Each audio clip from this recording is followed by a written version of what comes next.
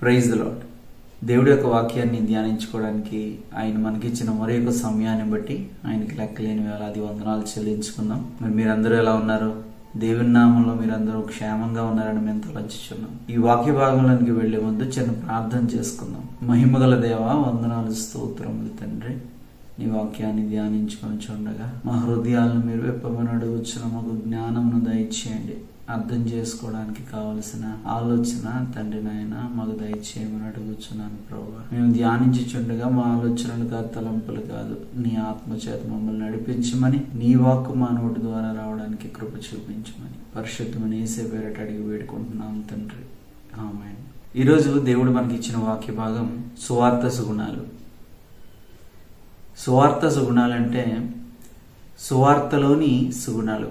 ఈ సువార్తలోని సుగుణాల గురించి తెలుసుకునే ముందు సువార్త అంటే ఏంటో మనం తెలుసుకోవడానికి ప్రయత్నం చేద్దాం. సువార్త అంటే మంచి వార్త అని మనకు తెలిసిందే. 1 కొరింథీయులకు రాసిన పత్రిక 15వ అధ్యాయము 3-4 వచనాల్లో మనం చూసినట్లయితే పౌలు భక్తుడు ఈ విధంగా కొరింథీయులకి ఆయన పత్రిక రాస్తూ సువార్తను గురించిన విషయంలో జాగ్రత్త వహించండి, ముందు నేర్చుకున్న దాన్ని పట్టుకుని ఉండాలి అనే విషయాన్ని చెబుతూ ఆయన సువార్త ఏ విధంగా ఆయన బోధించాడు అనే దాన్ని ఆయన ఎక్స్ప్లెయిన్ చేస్తున్నాడు. 3-4 వచనాల్లో చూసినట్లయితే 1 కొరింథీయులకు పత్రిక 15వ అధ్యాయము 3-4 వచనాలు. నాకు ఇయ్యబడిన ఉపదేశమును మొదట మీకు అప్పగించితిని. ఆయన ఆల్రెడీ సువార్తను గురించిన విషయాన్ని వాళ్ళకి చెప్పి అన్నాడు. అదేమనగా లేఖనముల ప్రకారము, అంటే అనేక సంవత్సరాల క్రితం పాత నిబంధనలో రాయబడిన విధంగా క్రీస్తు మన పాపముల నిమిత్తము మృతి పొందెను. క్రీస్తుని గురించిన విషయాలు పాత నిబంధనలో రాయబడి ఉన్నాయి. ఆయన మన పాపాల నిమిత్తం ఆయన మృతి పొందుతాడని చెప్పబడి ఉంది. అట్టి రీతిగానే ఇది జరిగింది. సమాధి చేయబడిను, లేఖనముల ప్రకారము 3వ దినమున లేపబడిను. మన పాపముల నిమిత్తం మరణించడం, సమాధి చేయబడడం, తిరిగి 3వ రోజున లేవడం, ఇది సువార్తగా మనం ఎంచుతాం. అంటే క్రీస్తుని గురించిన విషయం అనేది, క్రీస్తు వచ్చి మన పాపాలని ఆయన కడుగుతాడు, మనకి పాపాల నుంచి మనకి ఎడబాటుని ఆయన కలుగు చేస్తాడు, మన పాపాలను ఇంకా ఆయన ఎంచడు అనే విషయం మనకి సువార్త. కానీ ఇది ఎప్పుడు సువార్త అవుతుంది? ఆ విషయం మట్టుకి అది సువార్తే గాని ఇది వ్యక్తిగతంగా జీవితాల్లో అది ఎప్పుడు సువార్తగా మారుతుంది? ఎప్పుడైతే ఆ వచ్చిన సువార్తను మనం అంగీకరించి యేసుక్రీస్తుల వారిని మన సొంత రక్షకుడిగా అంగీకరించి ఆయనే మన ప్రభువని మనం అంగీకరించి మన నోటితో ఒప్పుకుంటామో అప్పుడు మనకి రక్షణ లభిస్తుంది. అదే విషయాన్ని రోమీయులకు రాసిన పత్రికలో పౌలు భక్తుడు ఈ విధంగా ఆ విషయాన్ని వివరిస్తున్నాడు. అదేమనగా యేసు ప్రభువని నీ నోటితో ఒప్పుకొని దేవుడు మృతుల్లో నుండి ఆయనను లేపనని నీ హృదయమందు విశ్వసించిన ఎడల నీవు రక్షింపబడదవు. ఎలాగనగా నీతి కలిగినట్లు మనుషుడు హృదయంలో విశ్వసించును, రక్షణ కలిగినట్లు నోటితో ఒప్పుకొనును. మరి ఎప్పుడైతే మనం యేసుక్రీస్తుల వారిని ప్రభువుగా మనం అంగీకరిస్తున్నామో మన హృదయపూర్వకంగా మనం ఆయన్ని అంగీకరించాలి. దేవుడు మృతుల్లో నుండి ఆయనను లేపనని, అంటే 3వ రోజు ఆయన లెగడం అనేది దేవుని యొక్క శక్తి ద్వారా ఇది జరిగింది, ఆయన తిరిగి 3వ రోజు లేచాడు అని మన హృదయాల్లో మనం విశ్వాసం ఉంచితే గనక అప్పుడు మనం రక్షింపబడతామని పౌలు భక్తుడు చెప్తున్నాడు. హృదయంలో మనం విశ్వసించడం వలన మనకి నీతి కలుగుతుందంట, నోటితో ఒప్పుకోవడం వలన రక్షణ కలుగుతుందని వాక్యం సెలవిస్తుంది. అంటే దేవుణ్ణి మనం హృదయపూర్వకంగా ఆయన మన సొంత రక్షకుడు అని మనం ఒప్పుకొని నోటితో గనక మనం అది చెప్పినట్లయితే మనకి రక్షణ అనుభవం కలుగుతుంది. అది వాక్యం చెప్తుంది కదా. మరి అటువంటి వారికి ఇది సువార్త అనేది ఒక మంచి వార్తగా ఉంటుంది. ఒకవేళ యేసయ్యని అంగీకరించినట్లయితే అది ఒక వార్తగా ఉండిపోద్ది, కానీ అది సువార్తగా వ్యక్తిగత జీవితాల్లోకి వెళ్ళదు కదా. అది ఒక వార్తగానే ఉండిపోద్ది. క్రీస్తు అనే వాళ్ళు ఎవరో మరణించారంట, పాపాల నిమిత్తమే మరణించారంట, నమ్మట్లేదు, సో వాళ్ళకి అది కేవలం ఒక వార్తగా మిగిలిపోద్ది. ఎవరైతే నమ్ముతున్నారో అది వాళ్ళకి సువార్త, వాళ్ళకి దేవుని యొక్క శక్తి. మరి నమ్మని వారికి అది వెర్రితరంగా అనిపిస్తుంది. అందుకనే కదా కొరింథీయులకు రాసిన పత్రిక 1వ అధ్యాయము 18వ వచనంలో చూసుకున్నట్లయితే, కొరింథీయులకు రాసిన పత్రికలో 1వ అధ్యాయము 18వ వచనంలో చూసినట్లయితే, సిలువను గుర్చిన వార్త నశించుచున్న వారికి వెర్రితనము, ఆయన పంపిన సువార్త నశించుచున్న వారికి, అంటే యేసుక్రీస్తుల వారిని ప్రభువుగా అంగీకరించని వారికి, ఆయనే సొంత రక్షకుడని అంగీకరించిన వారికి, ఆయన్ని దేవుడిగా గుర్తెరగని వారికి వెరితరంగా కనిపిస్తుంది అంటది. ఎందుకు? వాళ్ళ రక్షణలోకి రావట్లేదు, వాళ్ళు రక్షణకు రావట్లేదు, కానీ నశించిపోయే పరిస్థితిలో ఉన్నారు. కానీ రక్షించబడుచున్న మనకు దేవుని శక్తి, ఎవరైతే రక్షించబడుతున్నారో వాళ్ళకి దేవుని శక్తిగా సువార్త అనేది ఉన్నది. ఈ రక్షణలోనికి వెళ్లే క్రమంలో మనం కొన్ని అనుభవాలు గుండా వెళ్తాం. ఆ అనుభవాలు ఏ విధంగా ఉంటాయంటే, పాపానికి సంబంధించిన వ్యక్తులమని గుర్తు చేసుకుని, ఈ పాపం నుంచి నన్ను విడిపించేవాడు యేసయ్య అని మనం విశ్వసిస్తాం. అంటే ఫస్ట్ మనకి పశ్చాత్తాపం అనేది కలుగుతుంది. ఎప్పుడైతే పశ్చాత్తాపం కలిగి దేవుని సన్నిధిలోనికి మనం ఎంటర్ అవుతామో అప్పుడు దేవుని ద్వారా మనకి క్షమాపణ అనేది లభిస్తుంది. ఫర్గివ్నెస్ లోనికి మనం ఎంటర్ అవుతాం కదా.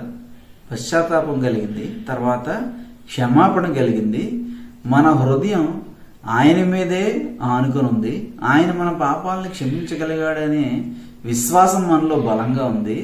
మరలా యేసయ్య ఏదో ఒక రోజు ఆయన తిరిగి వచ్చి ఆయన మనల్ని నిత్యము ఆయనతో ఉండడానికి ఆయన తీసుకువెళ్తాడని, ఆయన ప్రణాళిక కలిగి ఉన్నాడనే విషయం అర్థం చేసుకుని మనం ఆయన మీద నిరీక్షణ కలిగి ఉంటాం. వెలుగు వంటి యేసయ్య జీవితం మనలో ప్రేమని అధికం చేస్తుంది కదా. వెలుగు వంటి ఆయన జీవితం, ఆయన ప్రేమ స్వరూపి, ఆయన ప్రేమ మనం పొందుకుంటాం. మనం పొందుకొని మన ద్వారా ఇప్పుడు అనేక మందికి ప్రేమను పంచే విధంగా ఉంటాం కదా. సువార్తలోని సుగుణాలు ఏంటి? మనకి విశ్వాసం కలుగుతుంది. దేవుడంటే విశ్వాస కలిగి విశ్వాస జీవితంలో మనం ఉంటాం.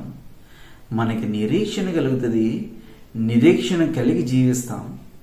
3, ప్రేమను పొందుకుంటాం, ప్రేమిస్తూ ఉంటాం. సువార్తలోని సుగుణాలు విశ్వాసము, నిరీక్షణ, ప్రేమ. అంటే ఒక సువార్త మనం విన్నప్పుడు మనలోనికి వచ్చే సుగుణాలు ఏంటి? ఆ సువార్తను మనం అంగీకరించినట్లయితే మనలోకి వచ్చిన సుగుణాలు ఏంటి? విశ్వాసం అనే జీవితం, నిరీక్షణ కలిగిన జీవితం, ప్రేమ కలిగిన జీవితం కదా. ఇవి సుగుణాలుగా ఉంటాయి. సుగుణము అని ఎందుకు చెప్పుకుంటున్నాం అంటే, అసలు గుణం అంటే ఏంటి? ఒక వ్యక్తి ఒక గుణాన్ని కలిగి ఉన్నాడంటే అతనికి అది స్వభావంగా ఉంటది కదా. అతని స్వభావం అది. ఒక వ్యక్తి సహాయం చేయగలిగే గుణం కలిగి ఉన్నాడు అంటే దాని అర్థం ఆయన స్వభావం సహాయం చేయగలిగే స్వభావం. అంటే నరనరాల్లోనూ తనకి కలిగే ఆలోచన ఎప్పుడు సహాయం గురించిన ఆలోచన. సువార్తని మనం అంగీకరించినప్పుడు మనలో సుగుణాలు వచ్చాయంటే మరి విశ్వాసము, నిరీక్షణ, ప్రేమ అనేది మనలో స్వభావంగా ఉందా లేదా? మనం వాటిని స్వభావంగా కలిగి ఉన్నామా లేదా? వ్యక్తిగతంగా నేను యేసయ్యని అంగీకరిస్తే, ఆయన సువార్తని నేను అంగీకరిస్తే ఆయన యందు విశ్వాసం అనేది నా స్వభావంగా ఉంటుంది కదా.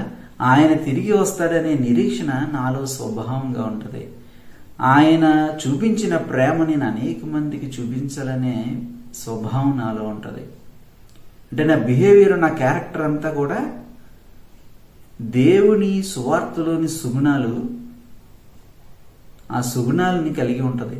గుణం అనేది ఒక విశేషణం అయితే మరి విశ్వాసము, ఈ నిరీక్షణ, ప్రేమ అనేవి సువార్తను అంగీకరించిన వారిలోని విశేషణాలు కదా. మనం వీటిని క్లియర్గా గమనించాలి. అందుకనే పౌలు భక్తుడు కొరింథీయులకు రాస్తూ మొదటి పత్రికలో 13వ అధ్యాయము చివరి వచనంలో చూసినట్లయితే విశ్వాసము, నిరీక్షణ, ప్రేమ ఈ 3 నిలుస్తాయి అని ఆయన సంబోధిస్తున్నాడు. అంటే సువార్తను విన్న వారి విషయంలో వాళ్ళ స్వభావాలు ఏ విధంగా మారుతాయి అంటే ఇక్కడ మనం ఒక ప్రశ్న వేసుకోవాలి. మరి మనం సువార్తను అంగీకరించాం, మనం దేవుణ్ణి విశ్వసించాం, మనలో ఆ విశ్వాసము బలంగా ఉందా? అది మన స్వభావంగా మారిందా లేదా? మనం నిరీక్షణ కలిగి ఉన్నామా లేదా? ఆ నిరీక్షణ స్వభావంగా మారిందా? లేకపోతే నిరీక్షణ అనే పదాన్నే మర్చిపోతున్నామా? యేసయ్య వస్తాడో ఆయనతో పాటు నేను వెళ్తాను అనే నిరీక్షణ మనకుందా లేదా? మరి దేవుని దగ్గర నుంచి ప్రేమ పొందుకున్నాం, ప్రేమ నీ స్వభావంగా ఉందా? మనం అసలు ప్రేమించగలుగుతున్నామా మన ఎదుటి వ్యక్తుల్ని?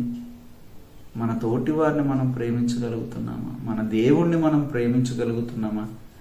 మరి ఇవి స్వభావంగా లేనప్పుడు సువార్తను అంగీకరించి రక్షణలోకి వచ్చినా మరి ఉపయోగం లేదు కదా. మరి మనం సువార్తను అంగీకరించినప్పుడు మన జీవితాల్లో మన పాపాల నుంచి మనకు క్షమాపణ కలిగింది, మరి మన తోటి వారిని మనం క్షమించగలుగుతున్నామా?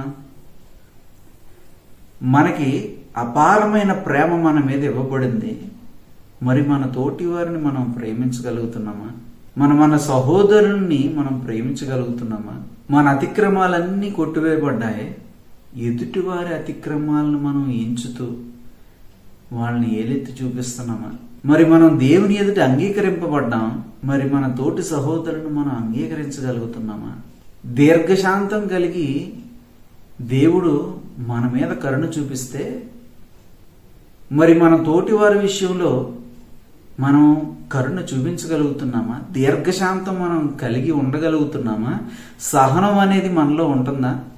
దేవుడు విస్తారంగా మనల్ని ప్రేమించినప్పుడు, ఆయన తన కుమారుడు సైతం మన కోసం అర్పించినప్పుడు, తన కుమారుడు మన కోసం మరణించినప్పుడు, ఇంత ప్రేమను వాళ్ళు చూపించినప్పుడు మరి మనం హృదయపూర్వకంగా దేవుణ్ణి ప్రేమించగలుగుతున్నామా? మరి ఈ ప్రశ్నలు వేసుకోవాల్సి వస్తుంది.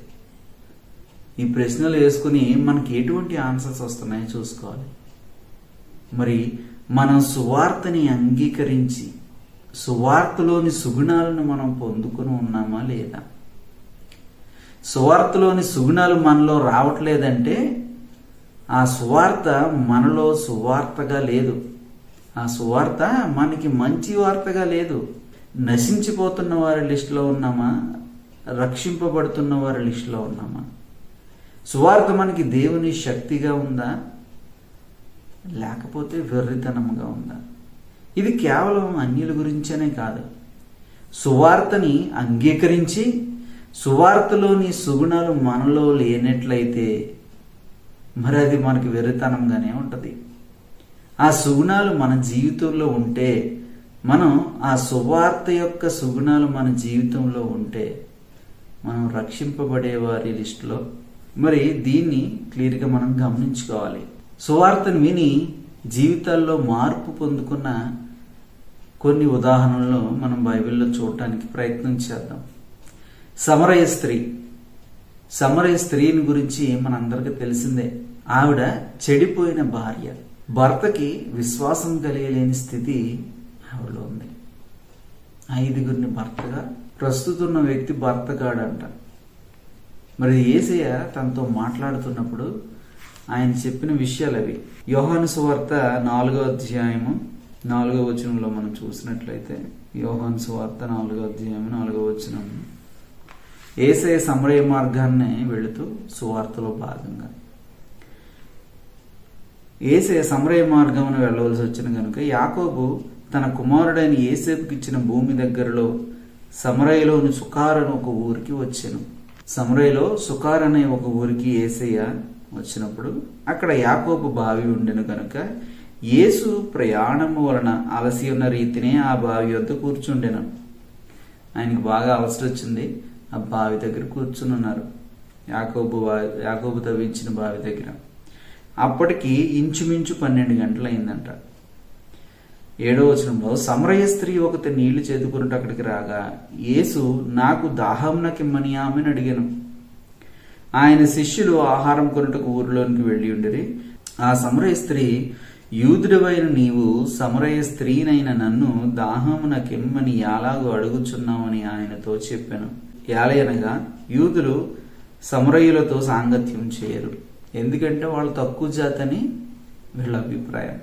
అందుకు యేసు, నీవు దేవుని వరమును నాకు దాహమునకెమ్మని నిన్ను అడుగుచున్న వాడెవడో అదియు ఎరిగి ఉంటే నీవు ఆయనను అడుగుదు, ఆయన నీకు జీవజలం ఇచ్చునని ఆమెతో చెప్పాను. యేసయ్య దేని గురించి ఆయన మాట్లాడుతున్నాడనేది ఆవిడకి అర్థం కాలే. ఆయన ఇచ్చే జీవజలాల గురించి ఆయన మాట్లాడుతున్నాడు అనేది ఆవిడకి అర్థం కాలే. ఆయన ఇచ్చే నిత్య జీవం గురించి, ఆయన తీసుకొచ్చిన సువార్తని ఆవిడకి ఇవ్వబోతున్నాడు అనే విషయం ఆవిడికి తెలియలే. ఆయన నీకు జీవజలం ఇచ్చునని ఆమెతో చెప్పాను. జీవజలం ఇచ్చును అని ఆమెకు చెప్పినా ఆవిడకి ఇంకా అర్థం కాలేదు.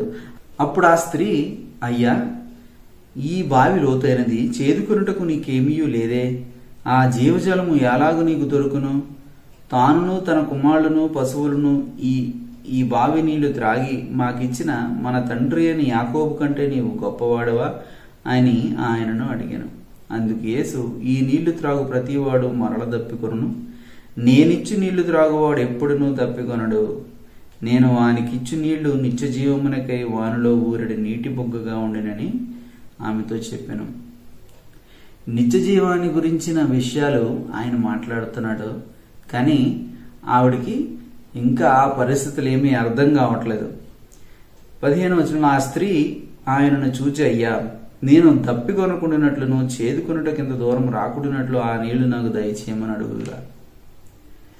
ఆవిడ ఇంకా అవేదో నార్మల్గా తాగే నీళ్లే అనుకుంటుంది. అందుకని ఆయన్ని ఆ నీళ్ళు ఏదో మాకు ఇస్తే ఆత్మాట ఇక్కడికి రాను, నేను ఇంటికాడ ఉండదు అవుతానని చెప్తుంది. 16, యేసు, నీవు వెళ్ళి నీ పెనిమిటి పిలుచుకొని ఇక్కడికి రమ్మని ఆమెతో చెప్పాను. మరి యేసయ్య ఎవరో ఆవిడ గమనించలేకపోతుంది కనుక యేసయ్య ఆవిడతో ఈ విధంగా అంటున్నాడు, వెళ్ళి నీ పెనిమిటిని పిలుచుకురమ్మని. అక్కడ దేవుని యొక్క ఉద్దేశం ఆవిడ స్థితిని ఎత్తి చూపాలని కాదు, కానీ ఆవిడ గురించిన విషయాలు ప్రతిదీ ఆయనకి తెలిసే ఉన్నది అనే విషయాన్ని ఆయన తెలియజేస్తూ ఆయన ఎవరో ఆయన బయలుపరచాలనుకుంటున్నాడు ఆవిడకి. ఆ స్త్రీ నాకు పెనిమిటి లేడనగా, ఆ స్త్రీ నాకు పెనిమిటి లేడనగా యేసు ఆమెతో, నాకు పెనిమిటి లేడని నీవు చెప్పిన మాట సరియే, నీకు 5 పెనిమిట్లు ఉండిరి, ఇప్పుడు ఉన్నవాడు నీ పెనిమిటి కాడు, సత్యమే చెప్పితివనను. మరి దేవుడు ఎందుకని ఈవిడ చెడిపోని భార్య అని చెప్తున్నాడంటే, ఆవిడికి 5 పెనిమిట్లు ఉన్నారంట, 5 భర్తలు ఉన్నారు. మరి ఇప్పుడున్నవారు భర్త గారు. అప్పుడు ఆ స్త్రీ, అయ్యా, నీవు ప్రవక్తమని నేను గ్రహించుచున్నాను. మరి దేవుని యొక్క నాలెడ్జ్ని తను గ్రహిస్తుంది. నువ్వు ప్రవక్తమని గ్రహిస్తున్నాను. మా పితరులు ఈ పర్వతమందు ఆరాధించిదరు గాని ఆరాధించవలసిన స్థలము యెరూషలేములో ఉన్నదని మీరు చెప్పుదురని ఆయనతో అనగా యేసు ఆమె తిట్లెనను. ఇక్కడ జరుగుతున్న సంభాషణ ఏంటంటే, ఆ స్త్రీ యేసయ్యతో, మా పితరులందరూ ఈ పర్వతం మీద ఆరాధించారు, కానీ మీరేమో యెరూషలేములో ఉన్న పర్వతం మీద ఆరాధించమని చెప్తారు అని అన్నప్పుడు యేసయ్య ఆమెతో ఏమని చెప్తాడంటే, అమ్మా, ఒక కాలం వస్తుంది, ఆ కాలం వచ్చినప్పుడు ఆత్మతోనూ సత్యంతోనూ ఆరాధించే సమయం వస్తుంది. మరి ఆ విధంగా ఆయన చెప్పి, మరి లోకానికి రక్షణ యోదయ నుంచే బయలుదేరుతుంది అనే విషయాన్ని ఆమెకు తెలియజేసినప్పుడు ఆమె ఏమని అంటుందంటే, మరి మేము మెస్సయ్య గురించి వెయిట్ చేస్తున్నాము, ఆయన వచ్చి మాకు ఏం చేయాలో చెప్తాడు అని అంటే, అప్పుడు యేసయ్య నేనే మెస్సయ్యనని చెప్పడం జరుగుతుంది. మరి ఈ సమరయ స్త్రీ తన గురించిన జ్ఞానం యేసే కలిగి ఉన్నాడని తన ప్రవక్తని నమ్మిన ఆ స్త్రీ మరి ఈయనే మెస్సయ్య అని నమ్మి పరిగెట్టుకుని ఊర్లోకి వెళ్తుంది. ఊర్లోకి వెళ్ళి, మరి నేను మెస్సయ్యని చూశాను, మీరు అందరూ వచ్చి చూడండి అని సువార్త ప్రకటిస్తుంది. అక్కడ ఈవిడ నమ్మి సువార్త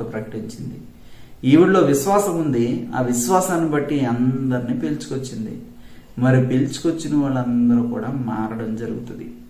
అనేక మంది ఆయన్ని విశ్వసించడం జరుగుతుంది. మరి ఎప్పుడైతే ఆవిడ విశ్వసించిందో ఆవిడ పాపాలు కొట్టివేయబడ్డాయి.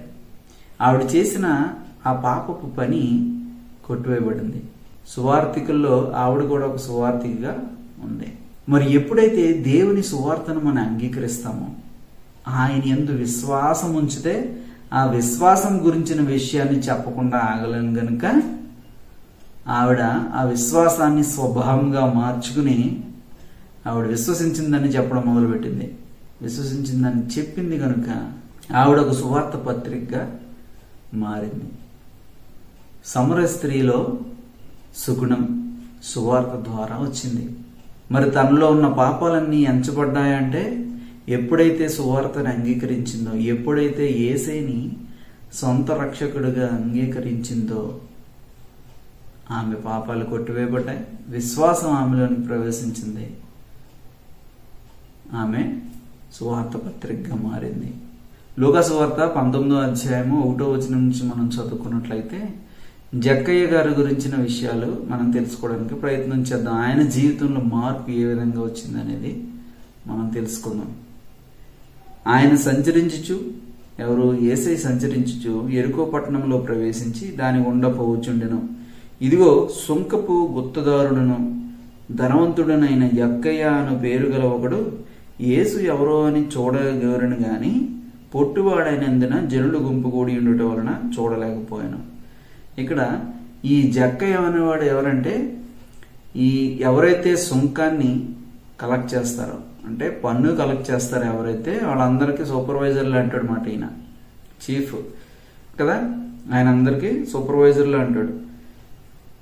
మరి ఈయనకి కలిగి ఉన్న ఆశ ఏంటంటే యేసు ఎవరో అని తెలుసుకోవాలని ఒక కుతూహలం ఆయనలో వచ్చింది.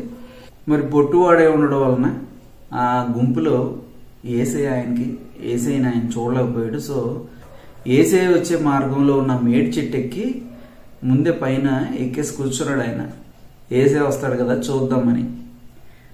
4 అప్పుడు యేసు ఆ త్రోవను రానై ఉండెను కనుక అతడు ముందుగా పరిగెత్తి ఆయనను చూచి ఒక మేడి చెట్టు ఎక్కాడు.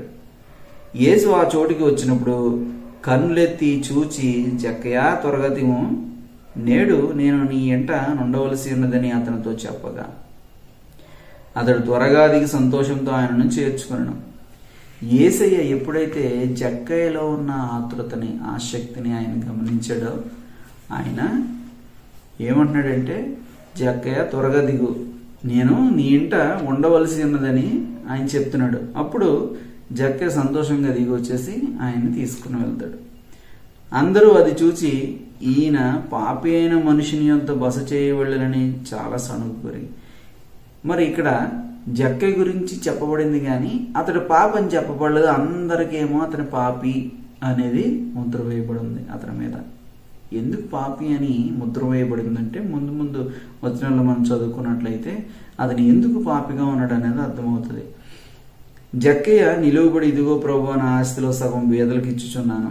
నేను ఎవని యొద్దనైనను అన్యాయముగా దేనినైనను తీసుకుని నెడగా అతని 4 అంతలు మరలా చెల్లింతునని ప్రభువుతో చెప్పాను. అంటే ఇతనికి అన్యాయంగా తీసుకున్న అనుభవాలు చాలా ఉన్నాయి కదా. అన్యాయంగా జనుల దగ్గర పన్ను వసూలు చేసిన అనుభవాలు చాలా ఉన్నాయి. అందుకు యేసు ఇతడును అబ్రహాము కుమారుడే, ఎందుకనగా నేడు ఇంటికి రక్షణ వచ్చి ఉన్నది. మరి రక్షణ వచ్చిందని దేవుడు ఎందుకు చెప్తున్నాడు? జక్కయ్య జీవితంలో ఏం జరిగింది? మరి జక్కయ్య ఎప్పుడైతే యేసుక్రీస్తుల వారిని పట్ల ఆసక్తి కలిగి ఉన్నాడో, యేసు ఎప్పుడైతే ఆయన్ని పిలిచి నీతో పాటు నేను ఈరోజు ఉండవలసి ఉంది అని ఎప్పుడైతే అన్నాడో, జక్కయ్య వెంటనే తనని ఆ రక్షణ సువార్తని ఇంట్లో చేర్చుకున్నాడు. ఆయన దగ్గరికి వచ్చిన సువార్తని ఆయన ఇంటిలోనికి చేర్చుకున్నాడు.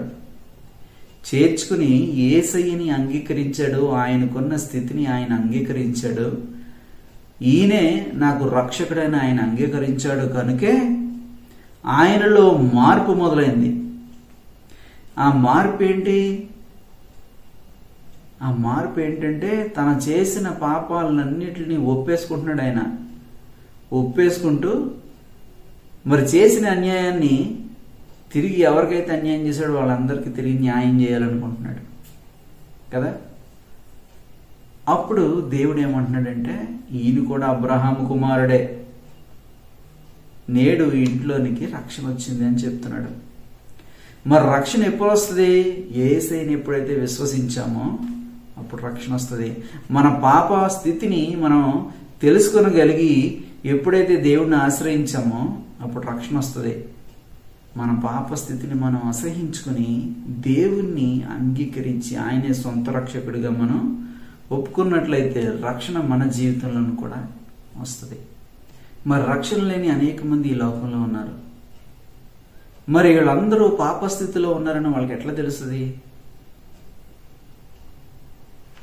ఎందుకంటే అన్నిల్లో కూడా అనేక మంది ఎన్నో మంచి కార్యాలు చేసిన వాళ్ళు ఉంటారు, చాలా మంచి స్వభావం కలిగిన వారు ఉంటారు కదా, మంచి వ్యక్తిత్వం కలిగిన వారు ఉంటారు, చాలా మంది చాలా మంచి వాళ్ళు ఉంటారు. మరి పాపులు అని ఏ విధంగా అంటాం? వాళ్ళు చేసే క్రియలను బట్టి వాళ్ళు పాపం కలిగి లేకపోయినా మరి దేని విషయంలో వాళ్ళు అతిక్రమం చేశారంటే దేవుణ్ణి గుర్తించలేని విషయంలో అతిక్రమించారు కదా. దేవుణ్ణి గుర్తించని స్థితిలోనే అతిక్రమం జరిగిందనగా అది పాపంగా ఎంచబడింది. దేవుణ్ణి గుర్తించాలి. దేవుణ్ణి గుర్తించినప్పుడు ఆయన ఆ పాప భారాన్ని తీసివేస్తాడు. మరి ఈరోజు మనం తెలుసుకున్న విషయాలు సువార్తలోని సుగుణాలు. మనం సువార్తని అంగీకరించినట్లయితే, సువార్తని అంగీకరించి యేసయ్య మీద మనం విశ్వాసం చూపించినట్లయితే, ఆ విశ్వాసము, ఆయన మీద మనకున్న నిరీక్షణ, ఆయన దగ్గర పొందుకున్న ప్రేమ మనకి స్వభావంగా మారిందా లేదా, మన వ్యక్తిగత జీవితాల్లో మన స్వభావంగా అది మారిందా లేదా, అవి మనలో గుణాలుగా ఉన్నాయా లేదా, మనలో అవి విశేషణాలుగా ఉన్నాయా లేదా, దయచేసి మనం ప్రశ్నించుకుంటే సువార్త వలన మనం రక్షించబడిన వారుగా ఉంటాం. లేకపోతే సువార్తని అంగీకరించి కూడా నశించుచున్న వారి జాబితాలోనే మనం ఉండే అవకాశం ఉంది. దయచేసి సువార్తలోని సుగుణాలు మనలో ఉన్నాయా లేదా మనం ప్రశ్నించుకోవాలి. దేవుడి చిన్న వాక్యాన్ని బట్టి ఆయనకు లెక్కలేని వేలాది వందనాలు చెల్లించుకున్నాం. ముగించే ముంచని ప్రార్థన చేసుకున్నాం. మహిమగల దేవా, వందనాలు చెల్లించుకుంటున్నాను తండ్రి. మీరు ఇచ్చిన వాక్యాన్ని బట్టి వందనాలు ప్రభువా. అవును తండ్రి, సువార్తలోని ఉన్న సుగుణాలు తండ్రి మా జీవితాల్లో మా క్యారెక్టర్గా, అది మా స్వభావంగా, అది మాలోని గుణాలుగా, మాలో ఉన్న తండ్రి విశేషణాలుగా అవి మారడానికి మాకు కృప చూపించమని అడుగుచున్నాను దేవ. స్తోత్రములు తండ్రి. అయా మహిమోన్నతుడా, అవి అర్థం చేసుకుని తండ్రి నాయన పరిశుద్ధుడ, నీ చిత్తాన్ని నెరవేర్చువారముగా, నీ స్వభావము తండ్రి మాలో ఉండడానికి, నీకు మాదిరి తండ్రి నేను మేము కలిగి ఉండడానికి కృప చూపించమని, మాకు కావలసిన జ్ఞానమును దయచేయమని సమస్తమును చేతులుగా అప్పగించుకుంటూ పరిశుద్ధమైన యేసయ్య పేరట అడిగి వేడుకుంటున్నాం తండ్రి. Amen. Praise the lord. God bless you all.